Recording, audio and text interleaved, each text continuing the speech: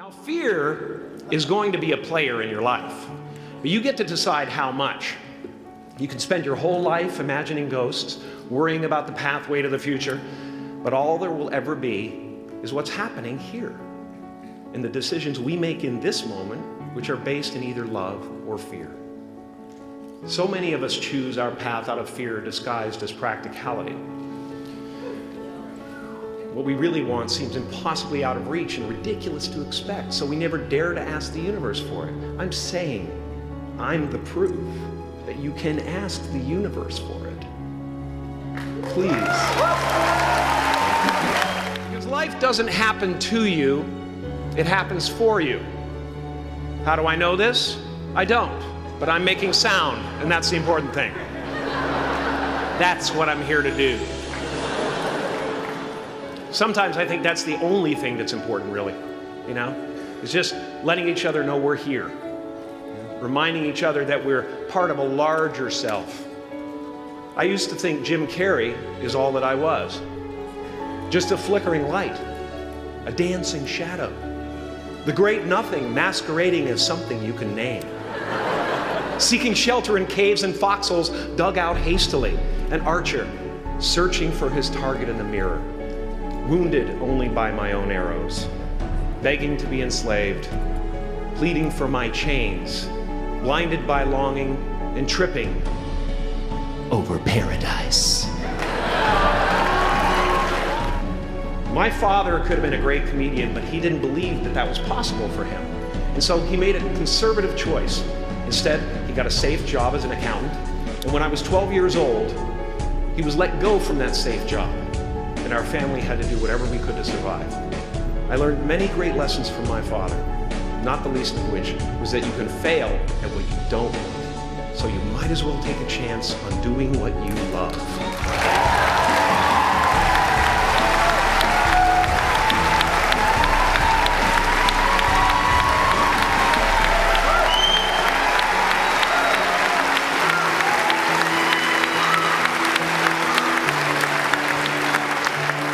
It's not the only thing he taught me, though.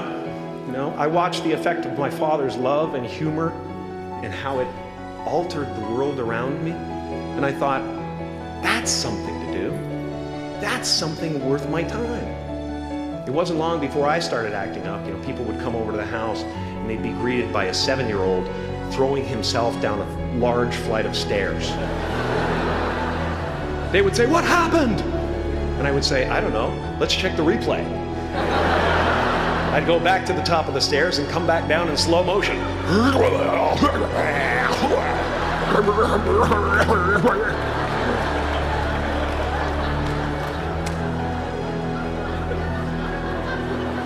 It was a very strange household.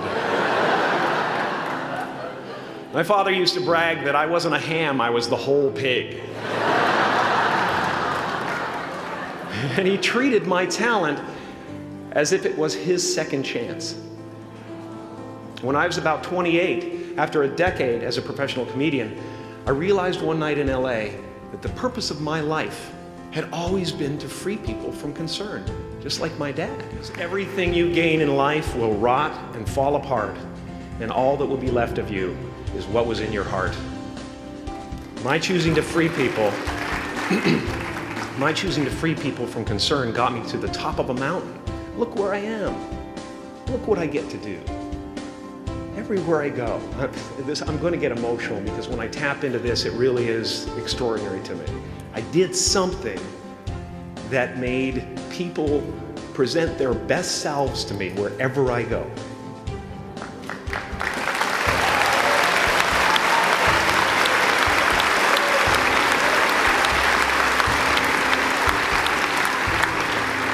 I am at the top of the mountain, and I was, and the only one I hadn't freed was myself, and that's when my search for identity deepened. I wondered who I'd be without my fame. Who would I be if I said things that people didn't want to hear? Or if I defied their expectations of me? What if I showed up to the party without my Mardi Gras mask and refused to flash my breasts for a handful of beads? I'll give you a moment to wipe that image out of your mind. But you guys are so ahead of the game. You already know who you are. And that peace that we're after lies somewhere beyond personality, beyond the perception of others, beyond invention and disguise, even beyond effort itself. You can join the game, fight the wars, play with form all you want, but to find real peace, you have to let the armor go. Your need for acceptance can make you invisible in this world. Don't let anything stand in the way of the light that shines through this form. Risk being seen in all of your glory.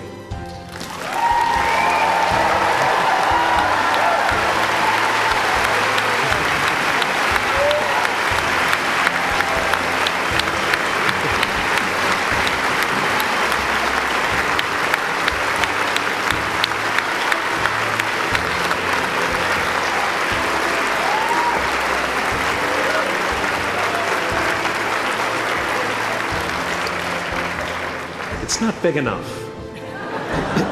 This painting is big for a reason. It's called high visibility. It's about picking up the light and daring to be seen. Here's the tricky part. Everyone is attracted to the light. The party host up at the top, who thinks unconsciousness is bliss and is always offering to drink from the bottles that empty you. Misery below her. Despises the light, can't stand when you're doing well, wishes you nothing but the worst. The Queen of Diamonds, under him, needs a king to build her house of cards. And the hollow one down bottom there will cling to your leg and say, please don't leave me behind, for I have abandoned myself. Even those who are closest to you and most in love with you, the people you love most in the world, will find clarity confronting at times. This painting took me thousands of hours to complete. And when I was finished, thank you, thousands of hours, yes. I'll never get them back. I'll never get them back. I worked on this for so long. I was weeks and weeks like a madman alone on a scaffolding. And when I was finished, one of my friends said, this would be a cool blacklight painting.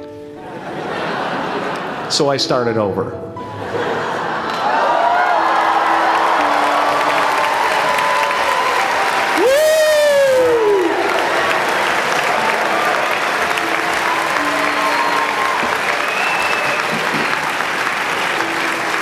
Welcome to Burning Man.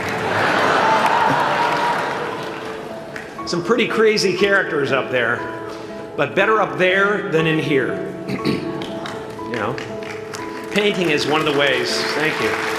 Painting is one of the ways I free myself from concern, a way to stop the world through total mental, spiritual, and physical involvement. But even with that comes a feeling of divine dissatisfaction, because ultimately, we're not the avatars we create. We're not the pictures on the film stock. We are the light that shines through. All else is just smoke and mirrors, distracting, but not truly compelling.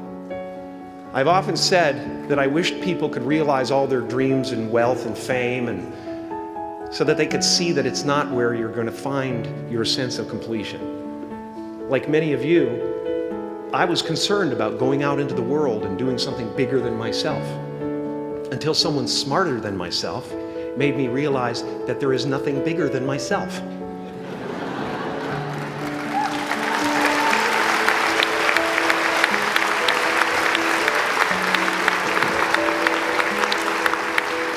My soul is not contained within the limits of my body. My body is contained within the limitlessness of my soul.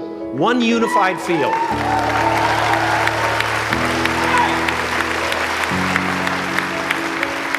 One unified field of nothing, dancing for no particular reason, except maybe to comfort and entertain itself.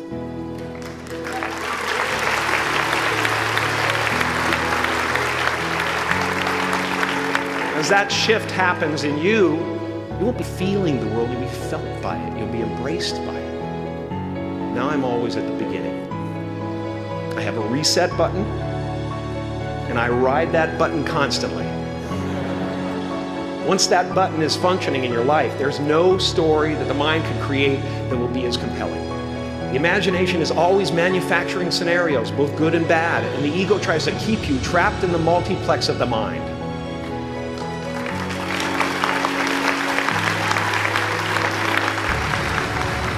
Our eyes are not viewers, they're also projectors that are running a second story over the picture that we see in front of us all the time.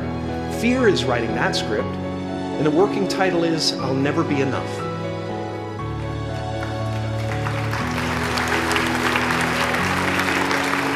Are you going to look at a person like me and say, how could we ever hope to reach those kind of heights, Jim? How can we make a painting that's too big for our home? How do you fly so high without a special breathing apparatus?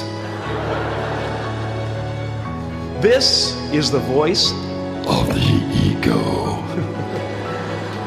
And if you listen to it, there will always be someone who's doing better than you. No matter what you gain, ego will not let you rest.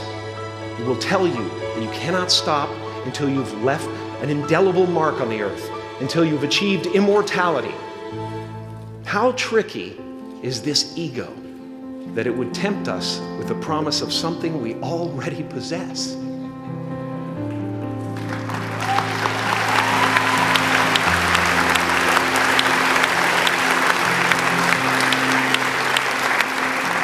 So, I just want you to relax.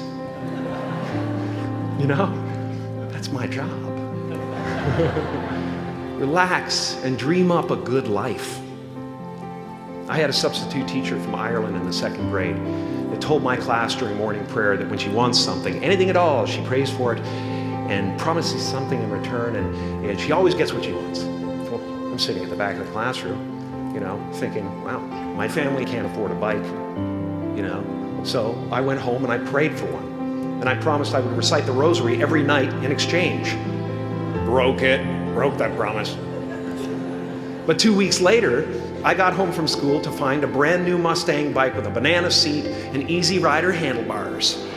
Yeah. From fool to cool.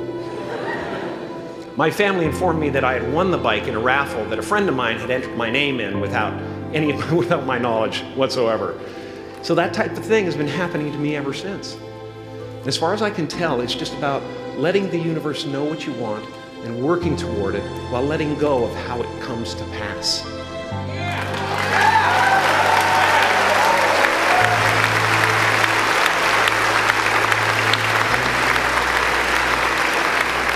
Your job is not to figure out how it's going to happen for you, but to open the door in your head. And when the door opens in real life, just walk through it.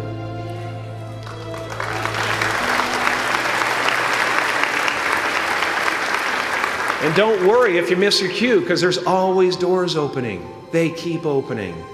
And when I say life doesn't happen to you, it happens for you, I really don't know if that's true. I'm just making a conscious choice to perceive challenges as something beneficial so that I can deal with them in the most productive way. You'll come up with your own style. That's part of the fun.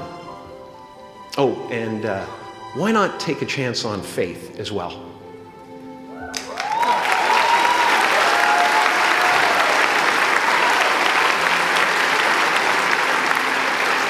Take a chance on faith.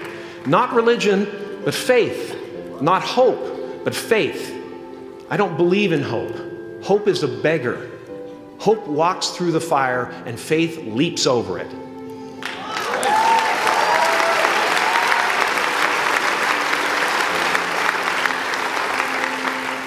You are ready and able to do beautiful things in this world.